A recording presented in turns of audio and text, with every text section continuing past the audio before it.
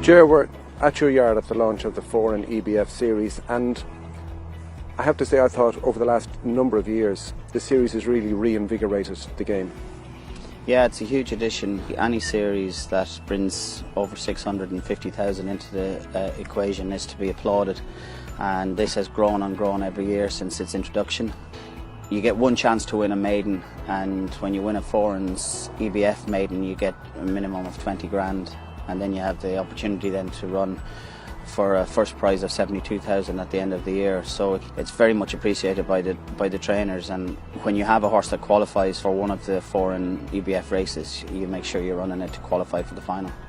And I've spoken to a number of trainers over the last 2 years, and I think it's changed their buying policy as well. Yeah, it's a little more incentive. I mean, I'd go out for every one of my yearlings that I'd buy and hope that I'd pay 72 grand or less, but invariably they'll cost a tad more. But whatever I do get that qualifies for the 72 grand cut-off point will be aimed at it'll be unfortunate if I win a maiden that doesn't qualify him for the final.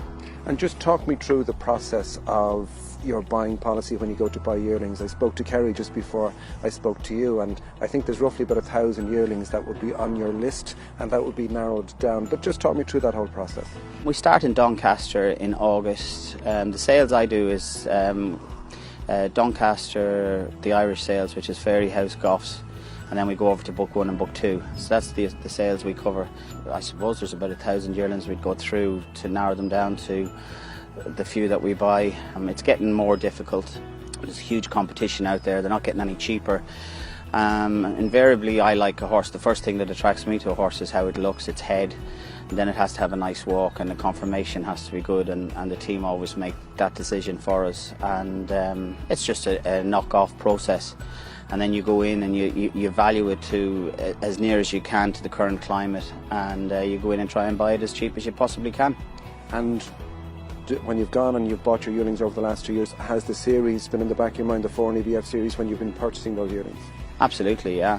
Since its introduction, it has, yeah. If you're in a bidding war and you look at a certain horse and you go, that would be one for the series, and hope that you buy it within the, as cheap as possible, and once it hits beyond 70 that you're out of the game. So. And has that attracted new owners into the yard? Winners attract owners, and winning races like this is just a bonus, and it's nice to be able to turn around when a guy puts out a good outlay for a horse to as I said, you win a maiden once, so to get 20 grand winner's prize money for winning a maiden is huge. And I don't like the theory that people say you write a cheque for a horse and you just tear it up. I mean, for me there has to be some comeback to justify staying in the game, and as I said, this is a huge step forward. And Gaelic thoroughbreds, did they get involved last year, and they were quite lucky with Kestrel Prince? Yeah, he won two qualifiers. He paid his way, and they got a great bit of fun out of him.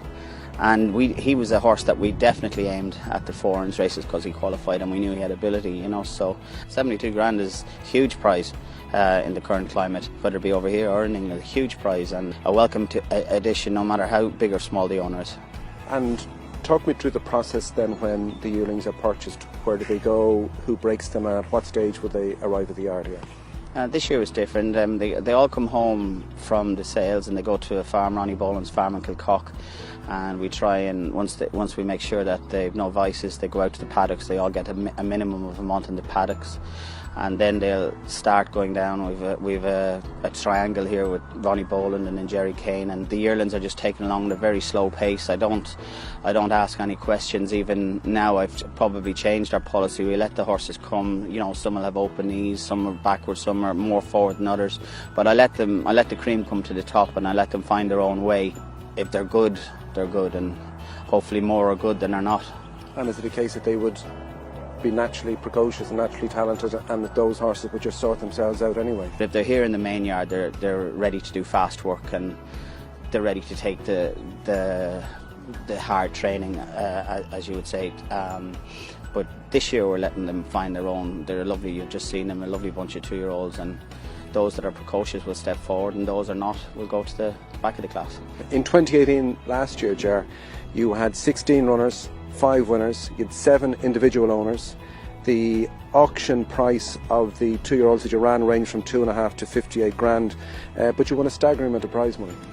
Yeah, but that's the bonus about it. I mean, out of the Forans, I think we accumulated something like 80,000 plus 2 plus 10s, which brings it up to 100,000, which is not to be sniffed at. And it's a huge addition to your end of the season tally on the trainers board, as well as paying bills for people, you know. And for your average owner to be aiming a 2-year-old that can possibly win a first prize of 24 grand, that essentially would cover your year.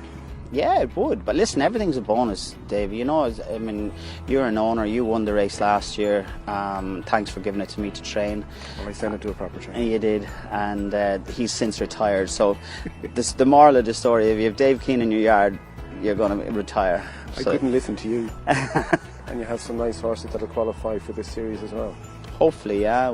I bought a lovely little Tamayus in Fairy House. He's a baby psychedelic funk. He looks like him, and he qualifies. And as I said, it's early doors. I haven't pressed any buttons here yet because I didn't want to be disappointed too early in the season. But he'll be one that we'll aim definitely at a Foran's race.